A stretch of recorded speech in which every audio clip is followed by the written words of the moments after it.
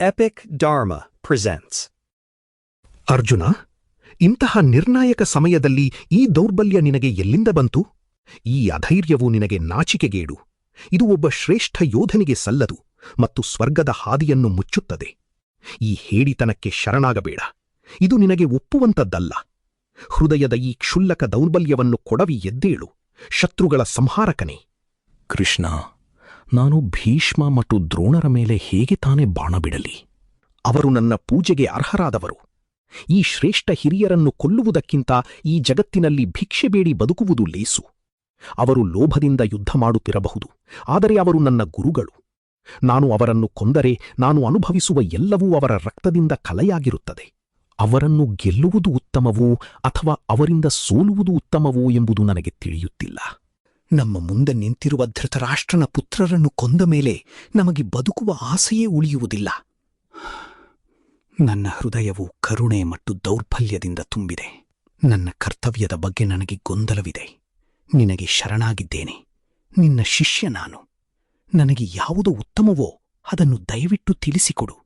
ನನ್ನ ಇಂದ್ರಿಯಗಳನ್ನು ಸುಡುತ್ತಿರುವ ಈ ದುಃಖವನ್ನು ಹೋಗಲಾಡಿಸುವ ಹಾದಿ ನನಗೆ ತಿಳಿಯುತ್ತಿಲ್ಲ. ಈ ಭೂಮಿಯ ಅಪ್ರತಿಮ ರಾಜ್ಯ ಅಥವಾ ದೇವತೆಗಳ ಆಧಿಪತ್ಯ ನನಗೆ ಸಿಕ್ಕರೂ ನನ್ನ ಮನಸ್ಸಿಗೆ ಶಾಂತಿ ಸಿಗಲಾರದು. ಯಾರ ಬಗ್ಗೆ ದುಃಖಿಸಬಾರದೋ ಅವರ ಬಗ್ಗೆ ನೀನು ದುಃಖಿಸುತ್ತಿದ್ದೀಯ, ಆದರೂ ಜ್ಞಾನಿಯಂತೆ ಮಾತನಾಡುತ್ತಿದ್ದೀಯ. ಜ್ಞಾನಿಗಳು ಜೀವಂತವಾಗಿರುವವರ ಬಗ್ಗೆಯಾಗಲಿ ಅಥವಾ ಸತ್ತವರ ಬಗ್ಗೆಯಾಗಲಿ ಸಂಕಟಪಡುವುದಿಲ್ಲ. ನಾನಿರದ ಕಾಲವಾಗಲಿ, ನೀನು ಅಥವಾ ಈ ರಾಜರು ಇರದ ಕಾಲವಾಗಲಿ ಎಂದೂ ಇರಲಿಲ್ಲ. ಮುಂದೆಯೂ ನಾವು ಇಲ್ಲದಿರುವುದಿಲ್ಲ.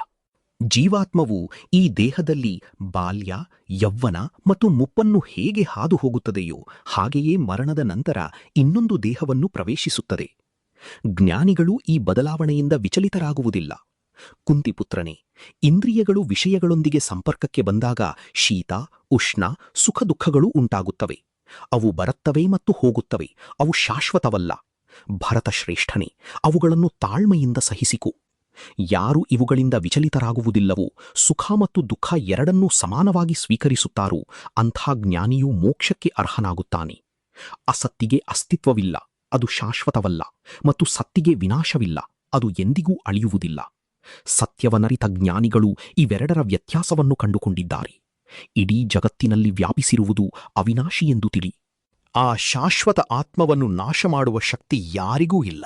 ಅವಿನಾಶಿ ಮತ್ತು ಶಾಶ್ವತವಾದ ಆತ್ಮನಿಗೆ ಸೇರಿದ ಈ ಭೌತಿಕ ದೇಹಗಳು ಮಾತ್ರ ವಿನಾಶಕ್ಕೆ ಒಳಗಾಗುತ್ತವೆ. ಆದ್ದರಿಂದ ಅರ್ಜುನ, ಎದ್ದು ಯುದ್ಧ ಮಾಡು. ಆತ್ಮವು ಕೊಲ್ಲುತ್ತದೆ ಎಂದು ಭಾವಿಸುವವನು ಮತ್ತು ಆತ್ಮವು ಸಾಯುತ್ತದೆ ಎಂದು ತಿಳಿಯುವವನು ಇಬ್ಬರೂ ಅಜ್ಞಾನಿಗಳು. ಆತ್ಮವು ಯಾರನ್ನೂ ಕೊಲ್ಲುವುದಿಲ್ಲ ಮತ್ತು ಸಾಯುವುದೂ ಇಲ್ಲ. ಆತ್ಮಕ್ಕೆ ಹುಟ್ಟೂ ಇಲ್ಲ, ಸಾವೂ ಇಲ್ಲ. ಅದು ಹಿಂದೆಂದೂ ಇದ್ದೂ ಈಗ ಇಲ್ಲದಿರುವಂಥದ್ದಲ್ಲ. ಅದು ಅಜಾತ, ನಿತ್ಯ, ಶಾಶ್ವತ ಮತ್ತು ಪುರಾತನ. ದೇಹವು ಅಳಿದರೂ ಆತ್ಮವು ಅಳಿಯುವುದಿಲ್ಲ. ಪಾರ್ಥ, ಆತ್ಮವು ಅವಿನಾಶಿ ಮತ್ತು ಹುಟ್ಟಿಲ್ಲದವನೆಂದು ಅರಿತ ವ್ಯಕ್ತಿಯು ಯಾರನ್ನು ತಾನೇ ಕೊಲ್ಲಬಲ್ಲ, ಯಾರಿಂದ ಕೊಲ್ಲಿಸಬಲ್ಲ? ಮನುಷ್ಯನು ಹಳೆಯ ಬಟ್ಟೆಗಳನ್ನು ಎಸೆದು ಹೊಸ ಬಟ್ಟೆಗಳನ್ನು ಧರಿಸುವಂತೆ ಆತ್ಮವು ಹಳೆಯ ದೇಹಗಳನ್ನು ಬಿಟ್ಟು ಹೊಸ ದೇಹಗಳನ್ನು ಪ್ರವೇಶಿಸುತ್ತದೆ. ಆತ್ಮವನ್ನು ಶಸ್ತ್ರಗಳು ಕತ್ತರಿಸಲಾರವು, ಅಗ್ನಿಯೂ ಸುಡಲಾರದು, ನೀರು ಅದನ್ನು ನೆನೆಸಲಾರದು ಮತ್ತು ಗಾಳಿಯೂ ಒಣಗಿಸಲಾರದು. ಆತ್ಮವು ತುಂಡರಿಸಲಾಗದ್ದು, ಸುಡಲಾಗದ್ದು ಮತ್ತು ಕರಗಿಸಲಾಗದ್ದು. ಅದು ನಿತ್ಯ, ಸರ್ವವ್ಯಾಪಿ, ಸ್ಥಿರ ಮತ್ತು ಸನಾತನ. ಆತ್ಮವು ಕಣ್ಣಿಗೆ ಕಾಣದ್ದು, ಊಹೆಗೆ ನಿಲುಕದ್ದು ಮತ್ತು ಬದಲಾಗದವನೆಂದು ಹೇಳಲಾಗುತ್ತದೆ.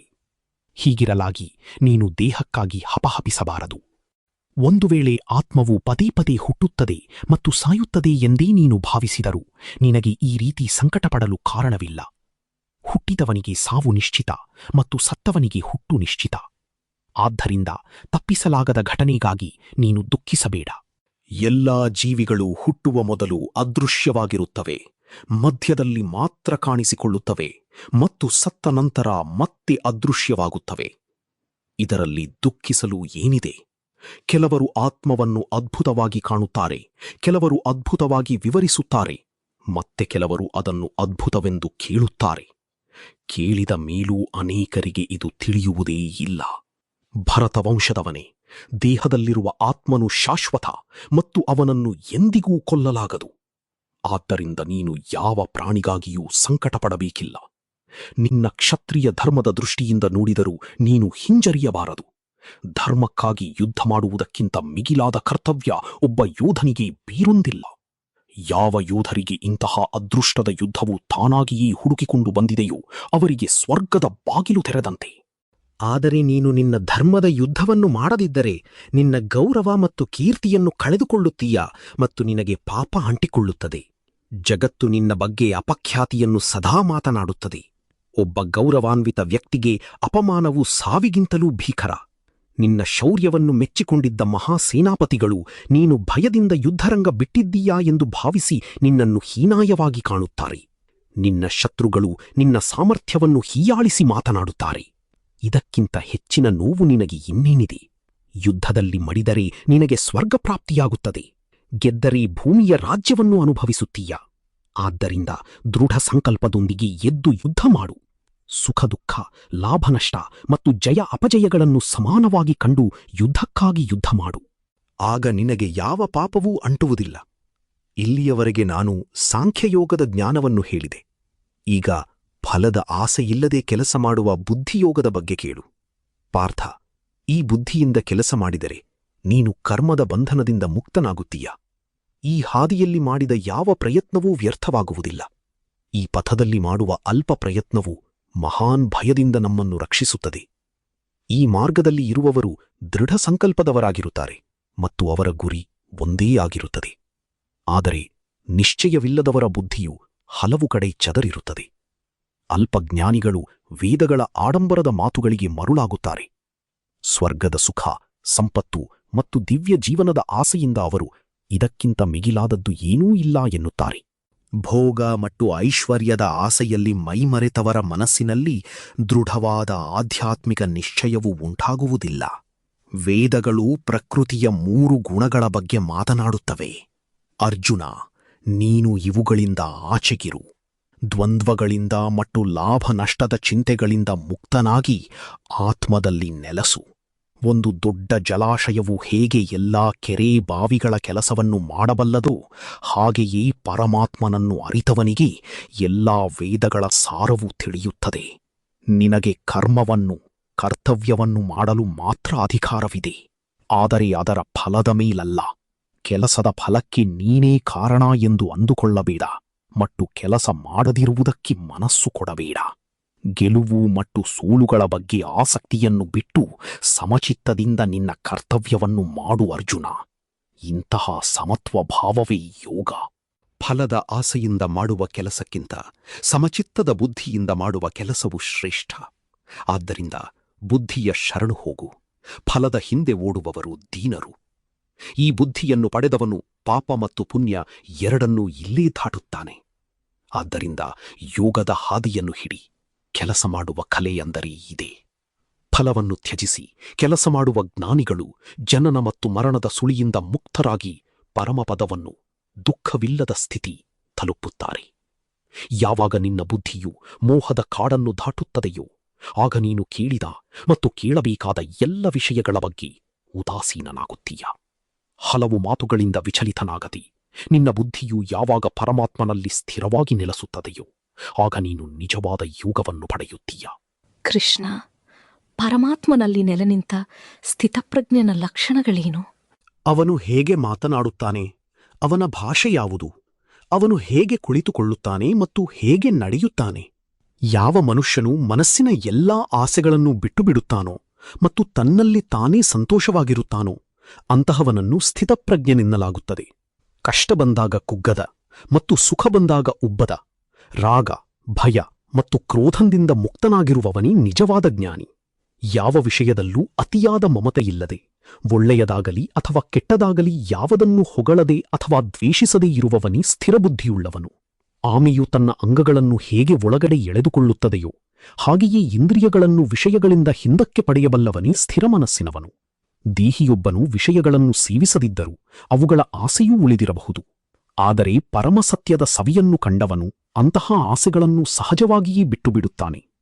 ಅರ್ಜುನ, ಇಂದ್ರಿಯಗಳು ಎಷ್ಟು ವೇಗವಾಗಿದೆ ಎಂದರೆ ಅವು ಸಂಯಮದಿಂದ ಇರಲು ಪ್ರಯತ್ನಿಸುವ ಜ್ಞಾನಿಯ ಮನಸ್ಸನ್ನೂ ಬಲವಂತವಾಗಿ ಎಳೆದೊಯ್ಯಬಲ್ಲವು. ಯಾರು ತನ್ನ ಇಂದ್ರಿಯಗಳನ್ನು ಹತೋಟಿಯಲ್ಲಿಟ್ಟು ನನ್ನಲ್ಲಿ ಮನಸ್ಸಿಡುತ್ತಾರೋ ಅಂತಹವರ ಬುದ್ಧಿಯೂ ಸ್ಥಿರವಾಗಿರುತ್ತದೆ. ವಿಷಯಗಳ ಬಗ್ಗೆ ಸದಾ ಯೋಚಿಸುತ್ತಿದ್ದರೆ ಅವುಗಳ ಮೇಲೆ ಮಮತೆ ಮೂಡುತ್ತದೆ. ಮಮತೆಯಿಂದ ಆಸೆಯಾಗುತ್ತದೆ ಮತ್ತು ಆಸೆಯು ಈಡೇರದಿದ್ದಾಗ ಕೋಪ ಬರುತ್ತದೆ. ಕೋಪದಿಂದ ಮತಿಭ್ರಮಣೆಯಾಗುತ್ತದೆ. ಮತಿಭ್ರಮಣೆಯಿಂದ ನೆನಪು ಚದುರಿ ಹೋಗುತ್ತದೆ. ನೆನಪು ತಪ್ಪಿದಾಗ ಬುದ್ಧಿಯು ನಾಶವಾಗುತ್ತದೆ ಮತ್ತು ಬುದ್ಧಿ ನಾಶವಾದ ಕೂಡಲೇ ಮನುಷ್ಯನು ಅಧೋಗತಿಗೆ ಇಳಿಯುತ್ತಾನೆ. ಆದರೆ ಮಮತೆ ಮತ್ತು ದ್ವೇಷದಿಂದ ಮುಕ್ತನಾಗಿ ಇಂದ್ರಿಯಗಳನ್ನು ತನ್ನ ಅಧೀನದಲ್ಲಿಟ್ಟುಕೊಂಡವನು ಪರಮಶಾಂತಿಯನ್ನು ಪಡೆಯುತ್ತಾನೆ. ಸಂತೃಪ್ತ ಮನಸ್ಸಿನವನಿಗೆ ಎಲ್ಲಾ ದುಃಖಗಳು ಇಲ್ಲವಾಗುತ್ತವೆ ಮತ್ತು ಅವನ ಬುದ್ಧಿಯು ಬೇಗನೆ ಸ್ಥಿರವಾಗುತ್ತದೆ. ತನ್ನನ್ನು ತಾನು ಅರಿಯದವನಿಗೆ ಬುದ್ಧಿಯಾಗಲಿ ಅಥವಾ ಶಾಂತಿಯಾಗಲಿ ಸಿಗಲಾರದು. ಶಾಂತಿಯಿಲ್ಲದವನಿಗೆ ಸುಖ ಎಲ್ಲಿಂದ ಬರಬೇಕು? ಗಾಳಿಯು ನೀರಿನಲ್ಲಿರುವ ದೋಣಿಯನ್ನು ಎಳೆದೊಯ್ಯುವಂತೆ ವಿಷಯಗಳ ಹಿಂದೆ ಓಡುವ ಇಂದ್ರಿಯಗಳು ಮನುಷ್ಯನ ಬುದ್ಧಿಯನ್ನು ಸೆಳೆದೊಯ್ಯುತ್ತವೆ. ಆದ್ದರಿಂದ ಮಹಾಬಾಹುವೆ, ಇಂದ್ರಿಯಗಳನ್ನು ವಿಷಯಗಳ ಪಾಶದಿಂದ ಮುಕ್ತಗೊಳಿಸಿದವನ ಬುದ್ಧಿಯು ಮಾತ್ರ ಸ್ಥಿರವಾಗಿರುತ್ತದೆ. ಜಗತ್ತಿನ ಜನರಿಗೆ ಯಾವುದು ಹಗಲೋ ಅದು ಯೋಗಿಗೆ ರಾತ್ರಿ. ಅಂದರೆ ಜಗತ್ತು ವಿಷಯಗಳಲ್ಲಿ ಎಚ್ಚದ್ದಿದ್ದರೆ ಯೋಗಿ ಧ್ಯಾನದಲ್ಲಿರುತ್ತಾನೆ ಮತ್ತು ಜನರೆಲ್ಲ ನಿದ್ರಿಸುವಾಗ ಯೋಗಿಯು ಎಚ್ಚೆತ್ತಿರುತ್ತಾನೆ. ಸಮುದ್ರಕ್ಕೆ ಎಲ್ಲಾ ನದಿಗಳು ಸೇರಿ ಸಮುದ್ರ ಹೇಗೆ ತಾಳ್ಮೆಯಿಂದ ಇರುವುದೋ ಹಾಗೆಯೇ ಬರುವ ಆಸೆಗಳ ಮಧ್ಯೆ ಯಾರು ವಿಚಲಿತನಾಗದೇ ಇರುತ್ತಾನೋ ಅವನು ಮಾತ್ರ ಶಾಂತಿಯನ್ನು ಪಡೆಯುತ್ತಾನೆ. ಎಲ್ಲಾ ಆಸೆಗಳನ್ನು ಬಿಟ್ಟು ನನ್ನದು ಎಂಬ ಮಮತೆ ಮತ್ತು ಅಹಂಕಾರವನ್ನು ತ್ಯಜಿಸಿ ಬದುಕುವವನು ಪರಮಶಾಂತಿಯನ್ನು ಹೊಂದುತ್ತಾನೆ. ಇದು ಬ್ರಾಹ್ಮೀ ಸ್ಥಿತಿ. ಈ ಸ್ಥಿತಿಯನ್ನು ತಲುಪಿದವನು ಎಂದಿಗೂ ದಾರಿ ತಪ್ಪುವುದಿಲ್ಲ. ಜೀವನದ ಕೊನೆಯ ಕ್ಷಣದಲ್ಲಾದರೂ ಈ ಸ್ಥಿತಿಯಲ್ಲಿದ್ದರೆ ಅವನು ಪರಬ್ರಹ್ಮನನ್ನು ಮೋಕ್ಷ ಸೇರುತ್ತಾನೆ. ಅಧ್ಯಾಯ 2 ಸಮಾಪ್ತ. ಜ್ಞಾನಯೋಗ. More epics at epicdharma.com.